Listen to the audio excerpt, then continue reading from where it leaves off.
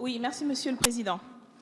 Alors par cet amendement, nous proposons d'organiser les conditions pacifiques de changement de régime constitutionnel. Il permettrait en effet que lorsque 1/5, soit 20% des citoyens et des citoyennes en décident, de convoquer une assemblée constituante. L'Équateur est un des pays qui a mis en place cette procédure en 2007 avec un seuil de 12% et qui a notamment permis à ce pays de sortir d'une crise institutionnelle. C'est à la suite de l'adoption d'une constitution en 2008 que le pays a connu un regain politique avec la tenue d'élections régulières, des mobilisations citoyennes et sociales. Ce que nous proposons est bien la possibilité de convoquer une assemblée constituante qui a donc pour mandat d'édicter une nouvelle constitution et non pas la possibilité de réviser celle déjà existante qui est prévue à l'article 89 et qui nous apparaît largement comme en deçà des nécessités du moment. Cet amendement ne remet nullement en cause la représentation nationale qui, en cas de constituante, continuerait à exercer son mandat. Il vient en complément de celle-ci afin de permettre à une partie plus large de la population, autre que les personnes élues, de pouvoir décider du déclenchement d'un processus constituant. Lors du débat en commission, il nous a été reproché notamment de penser que ce qui ressortirait du projet constitutionnel serait nécessairement conforme à nos aspirations politiques, ce qui est bien mal connaître notre projet, car nous faisons totalement et définitivement confiance dans l'intelligence collective et nous faisons le pari de la démocratie. Pas parce que le vote donnera nécessairement raison à nos idées, mais parce que nous pensons que le débat démocratique est nécessaire et qu'il s'agit d'un mode de prise de décision qui répond à l'idéal égalitaire de notre République. Enfin, Madame la Ministre, vous aviez indiqué hier soir, à la fin de la discussion générale, reconnaître l'importance des moments historiques qui avaient donné lieu à des constituantes. Nous considérons, nous, que nous sommes dans un moment similaire, non pas semblable, mais similaire, avec l'ensemble des crises démocratiques, économiques, sociales et écologiques que connaît notre société, l'affaiblissement de l'ensemble des institutions et le délitement des rapports personnels. Il serait nécessaire de procéder à ce type de procédure pour sortir par le haut de la situation de la crise. Nous en arrivons donc à l'avis de la Commission. Monsieur le rapporteur. Merci, Monsieur le Président. La Commission a émis un avis défavorable à cet amendement, avis que je ne peux que confirmer, au fond, en disant qu'il était possible de procéder à la création d'une constituante pour modifier la Constitution dès l'instant qu'un candidat ou une candidate à la présidence de la République qui aurait ce projet dans son programme serait élu. Ce qui d'ailleurs était le cas du candidat que vous avez soutenu, mais qui de fait n'a pas été élu.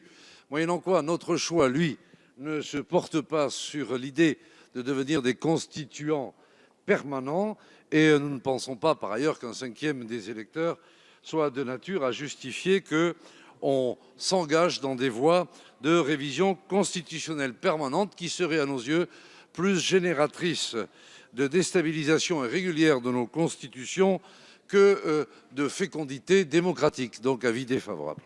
Merci Monsieur le rapporteur. Madame la Ministre, quel est l'avis du Gouvernement ? Monsieur le Président, je vais émettre le même avis que Monsieur le rapporteur général.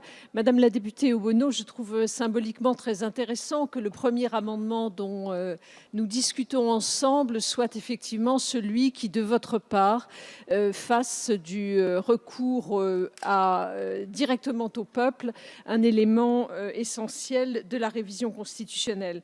Effectivement, pendant la campagne électorale, la France insoumise avait porté puissamment cette évolution et ce recours à une assemblée constituante. Vous vous situiez alors dans un processus, me semble-t-il, de recréation de nos institutions et donc de notre Constitution. Dans cette hypothèse, il eût été logique que le peuple puisse s'exprimer directement par voie référendaire, soit pour élaborer un texte par le biais d'une assemblée constituante, soit puis ensuite l'adopter par voie référendaire. Mais comme vous l'avez vous-même relevé, Monsieur le Président Mélenchon, hier lors de la discussion générale, c'est souvent à l'occasion d'une crise institutionnelle majeure que le peuple est sollicité. Telle n'est pas, me semble-t-il, l'hypothèse qui nous réunit aujourd'hui. Les options que vous proposez, d'ailleurs, n'ont pas été retenues par les électeurs au moment de l'élection présidentielle en mai 2017.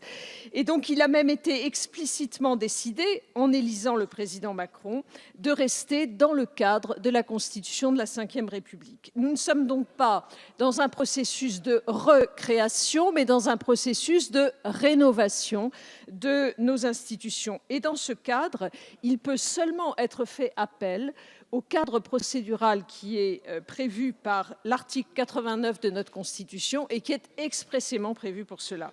Le président de la République, sur proposition du Premier ministre ou des parlementaires, élabore un texte qui, in fine, sera soumis au Congrès ou à référendum. Il ne saurait donc, de mon point de vue, y avoir recours à d'autres articles, comme l'article 11, que peut-être vous visez dans votre proposition sur la base d'une initiative populaire.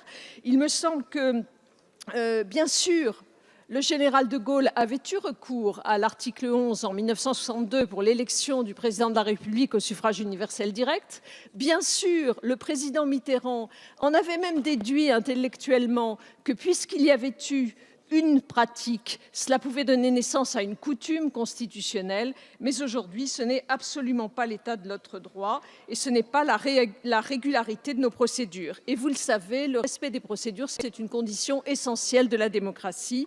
Notre procédure de révision constitutionnelle, aujourd'hui, vous érige en pouvoir constituant, et vous seul, et c'est la raison pour laquelle nous allons maintenant entrer dans ce débat constitutionnel. J'émets donc un avis défavorable à votre amendement. Merci Madame la Ministre. Monsieur Mélenchon, vous souhaitez répondre à la Commission, au gouvernement, vous avez la parole. Je voudrais remercier d'abord Madame la Ministre pour le soin de sa réponse. Et nous entendons la qualité de l'argumentaire. Elle me permettra de dire pourquoi nous ne pouvons pas la suivre.